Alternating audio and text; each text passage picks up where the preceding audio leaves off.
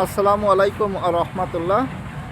আমরা আজকে ছিলাম কোলাবাজার কেন্দ্রীয় জামে মসজিদ অর্থাৎ ঐতিহ্যবাহী কোলার হাট, খুলনা জেলার দিঘলিয়া উপজেলার গাজীরহাট ইউনিয়নের যে হাটটি, সেই ঐতিহ্যবাহী সুনামখ্যাত সেই হাট, সেই কোলার হাটে ছিলাম। এই কোলার হাটের পাশে একটি মসজিদ আছে যার নাম হচ্ছে কোলাবাজার কেন্দ্রীয় জামে মসজিদ অর্থাৎ কোলাবাজার ক্যাটলা কেন্দ্রীয় জামে মসজিদ। সেই জামে মসজিদের কাজ ইতিমধ্যে শুরু হয়ে গেছে। আমাদের ভীম ঢালার কাজ আজকে চলতেছে, আমাদের বেজ ঢালা হয়ে গেছে, ভীম ঢালার কাজ আজকে চলতেছে। আপনারা দেখে আনন্দিত হবেন। এই কাজের এটা হচ্ছে বাথরুমের হাউস।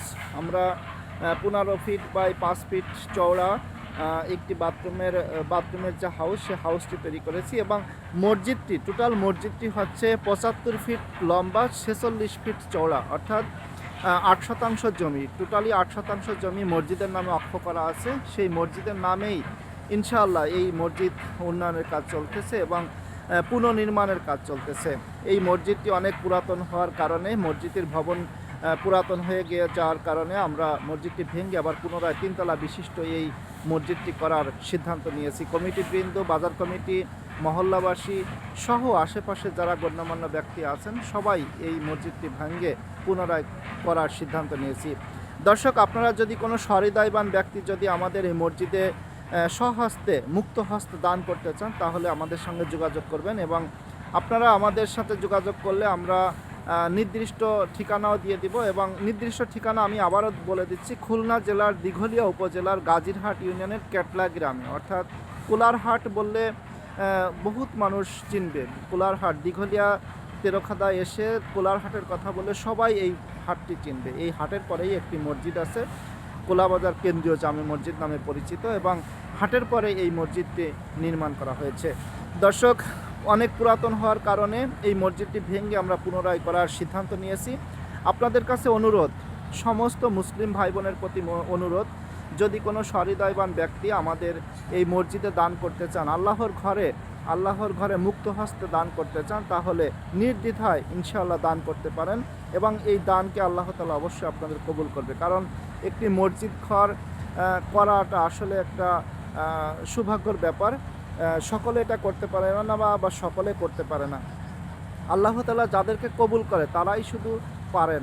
দর্শক, আপনারা আমাদের এই ভিডিওটি দেখে যদি ভালো লাগে বা এই মসজিদের কাজটি দেখে যদি আপনাদের মনে একটু সাড়া জাগে যে দান করতে চান, তাহলে অবশ্যই আমাদের সঙ্গে যোগাযোগ করবেন এবং আমাদের ব্যাংকের মাধ্যমে, অ্যাকাউন্টের মাধ্যমে টাকা দান করতে পারবেন। কেউ যদি রড দিতে চান, সিমেন্ট দিতে চান, রড দিতে চান, ইট, খোয়া, বালু, যে যা দিতে চান, যদি আপনারা পণ্য কিনে দিতে চান তাও দিতে পারবেন ইনশাল্লাহ, সমস্যা নেই। আপনারা যেভাবে দান করবেন আমরা সেইভাবে ইনশাল্লাহ গ্রহণ করব। দর্শক, আপনারা জানেন যে 3 তলা বিশিষ্ট এই ভবনটি নির্মাণ করতে অনেক টাকা খরচ হবে। 75 ফিট লম্বা, 46 ফিট চওড়া এই ভবনটি অর্থাৎ এই মসজিদটি অনেক খরচ হবে। আমরা কোনো সরকারি এখনও কোনো অনুদান কোথাও থেকে পাইনি, 1 টাকাও পাইনি। যা আমরা করতেছি সমস্ত এই বাজার কমিটি, মহল্লাবাসী, এলাকাবাসী, আশেপাশে যারা আছে তারা এই দানের মাধ্যমে আমাদের এই মসজিদটি উন্নয়ন হতে যাচ্ছে। দর্শক, আপনারা যারাই আমাদের এই ভিডিওটি দেখবেন সকলে একটু কমেন্টস করবেন, শেয়ার করবেন, লাইক করবেন। আপনার একটি শেয়ারই হয়তো এই মসজিদ উন্নয়নের জন্য আরও একটি বড় ভূমিকা রাখতে পারে।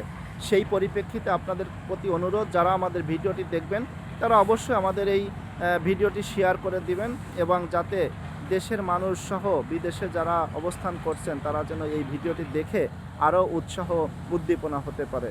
দর্শক, আপনারা আমাদের সাথেই থাকুন, আমরা আরও ভিডিও আপনাদের মাঝে দিব, প্রতিনিয়ত কাজের অগ্রগতি সম্পর্কে আপনাদেরকে জানাবো। তো আপনাদেরকে আমরা আজকের মতো এই পর্যন্তই জানাচ্ছি।